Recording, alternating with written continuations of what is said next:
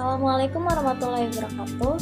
Hai semuanya, perkenalkan nama saya Betsal Sabila Radara Patin dengan NIM S1R022040 dari kelas 6F. Di sini saya akan mempresentasikan tentang proyek UTS evaluasi pembelajaran matematika, yaitu tentang menganalisis skripsi.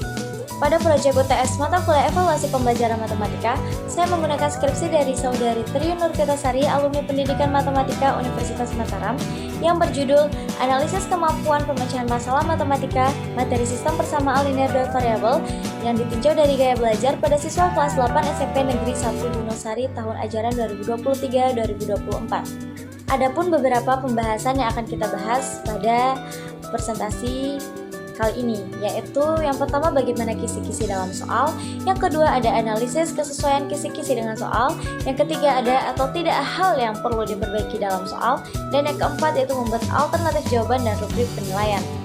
Sebelum saya menjelaskan pembahasan-pembahasan tersebut, di sini saya akan memberitahu kepada kalian apa itu definisi gaya belajar.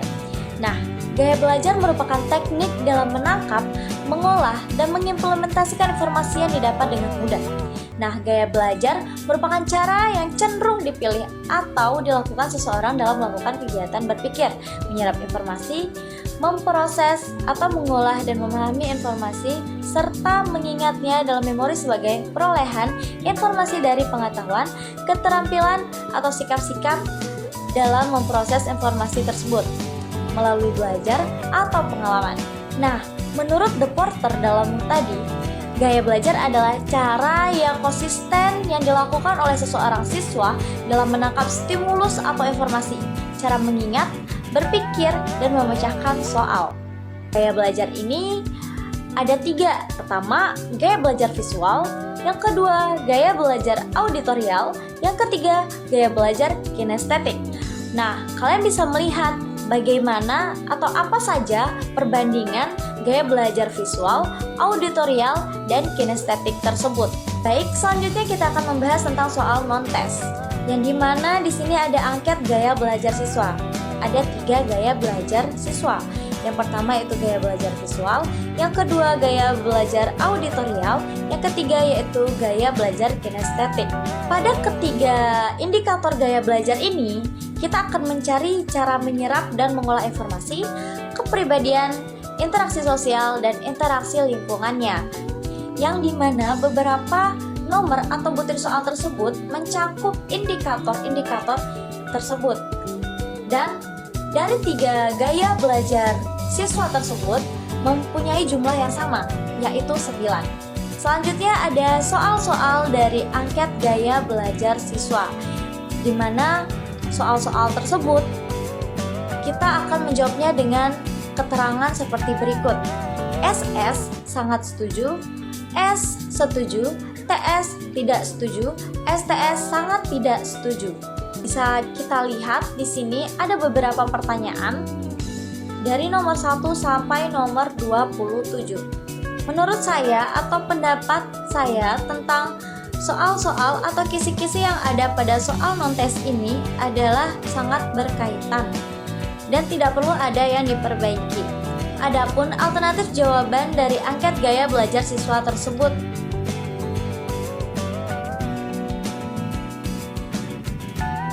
Baik, selanjutnya yaitu saya akan menjelaskan tentang pembahasan soal tes, yang dimana pada soal tes ini kita akan membahas hal-hal yang sama pada soal non-tes sebelumnya. Yang pertama yaitu ada kisi-kisi soal tes pemecahan masalah matematika yang mempunyai kompetensi dasar atau KD 4.5, yaitu menyelesaikan masalah yang berkaitan dengan sistem persamaan linear 2 variabel dengan indikator pencapaian kompetensi 4.5.1, yaitu siswa dapat menyelesaikan masalah yang berkaitan dengan sistem persamaan linear 2 variabel dengan metode eliminasi, substitusi, gabungan, dan grafik. Di sini ada 4 metode. Adapun soal tes pemecahan masalah matematika seperti berikut. Ada 2 soal, yang pertama dan yang kedua. Menurut saya, antara kisi-kisi dan soal tes pemecahan masalah matematika tersebut sangat berkaitan, di mana kita akan membahas tentang sistem persamaan linear 2 variabel. Soal-soal ini kita akan memecahkannya dengan menggunakan 4 metode tersebut, yaitu metode eliminasi, substitusi, gabungan, dan grafik. Nah, dari 2 soal ini, saya akan menjawab 1 soal saja, yaitu soal nomor 1 saja. Adapun alternatif jawaban dari soal pemecahan masalah matematika. Pada alternatif jawaban ini, terdapat beberapa tahapan pemecahan masalah, yang dimana tahapan pertama yaitu kita menghadapi masalah. Pada tahapan menghadapi masalah ini, kita dapat mengetahui dan kita juga mengetahui apa yang ditanyakan dari soal tersebut. Selanjutnya yaitu ada tahapan pendefinisian masalah, di mana pada tahapan ini kita akan mencoba semua metode tersebut seperti metode eliminasi, substitusi, metode gabungan, dan metode grafik.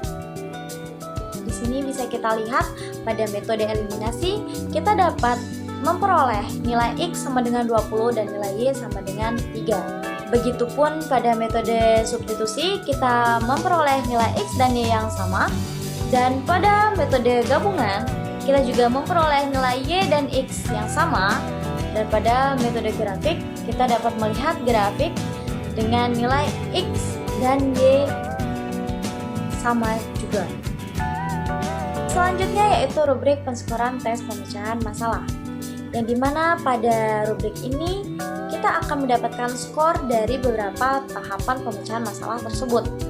Yang pertama yaitu menghadapi masalah, yang dimana menghadapi masalah ini mendapatkan skor 0 sampai 3. Dan yang kedua, pada tahapan pendefinisian masalah memperoleh skor 0 sampai 2.